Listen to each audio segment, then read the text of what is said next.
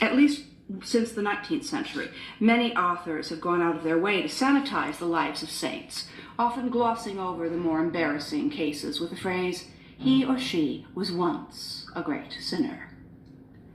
I don't doubt the hagiographer's good intentions, but I can't help thinking it is misguided to edit out the wayward years of a saint's life.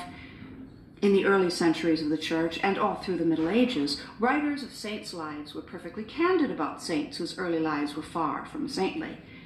It is from these ancient sources that we learn of the bloodbath St. Olga unleashed on her husband's assassins, of St. Mary of Egypt trolling the streets of Alexandria for new sexual conquests, of the obscenely rich St. Thomas Becket looking down at a poor man almost freezing to death in the street and refusing to give him his cloak.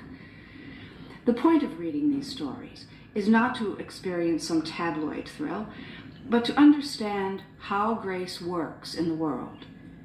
Every day, all day long, God pours out his grace upon us, urging us, coaxing us to turn away from everything that is base and cheap and unsatisfying, and turn toward the only thing that is eternal, perfect, and true.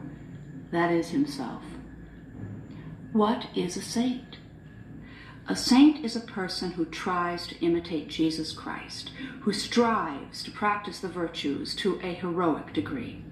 Lots of people are good, and some people around us show glimmers of saintliness from time to time.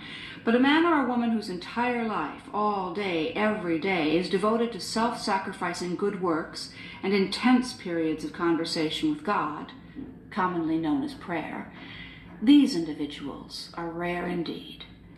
Most of us will never know a saint. Saints need not be infallibly perfect all the time. As I mentioned earlier, for the 2,000 years of the Church's history, hagiographers gloried in the lives of great sinners who became great saints. Their message is reassuring. If these people can be saved, then so can you. But just as the old storytellers did not whitewash the misdeeds of the saints, neither did they minimize the effort involved in conversion. A conversion experience is not magic. It is only the first step in a lifetime of striving to avoid old sins, grow in virtue, and conform one's unruly, rebellious will to the will of God.